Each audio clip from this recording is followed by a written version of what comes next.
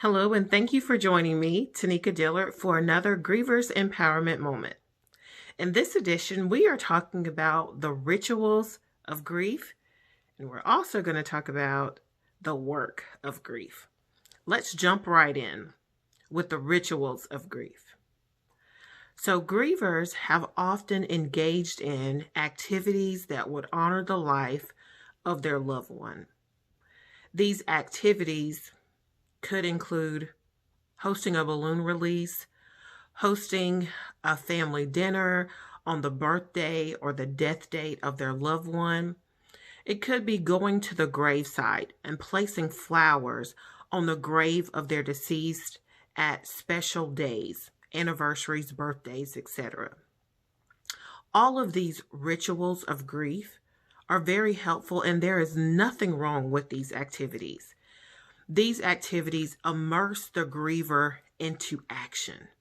And often grievers want to engage in a meaningful event to honor the life of their deceased. There is nothing, absolutely nothing wrong with the rituals of grief. However, the rituals of grief do very little to intentionally engage the griever forward in their personal grief journey. It commemorates life, but it doesn't move the griever forward. This is where the actual work of grief is necessary. Let's talk about that. So the work of grief makes the griever the priority, whereas in the rituals of grief, the loved one or the deceased is the priority. In the grief work, the griever must be the priority.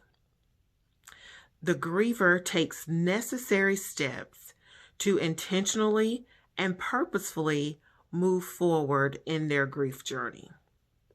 These actions include, but not limited to, journaling. Yes, something as simple as picking up a journal and writing down your honest emotions and thoughts.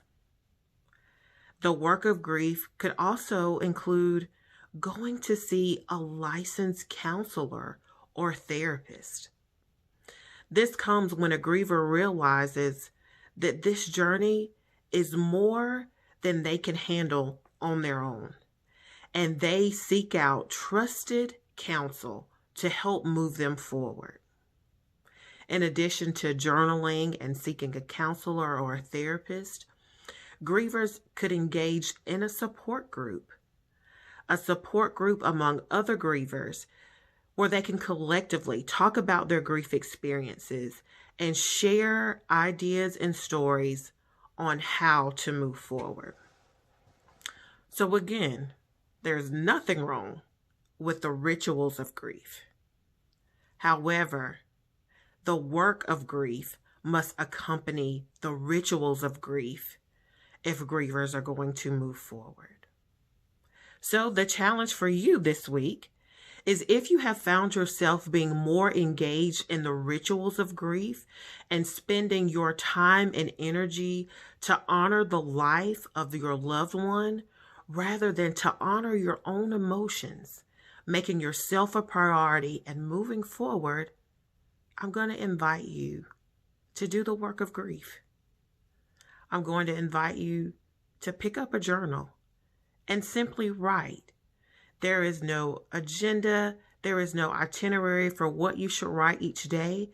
Whatever the thoughts that you hear in your head and feel in your heart, that's what you fill your pages with. That is what you fill your pages with. Simple.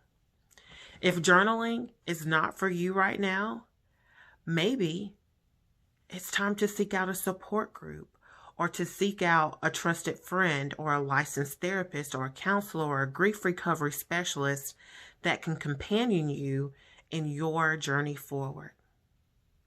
You can do the rituals of grief, and you can do the work of grief in order to move forward.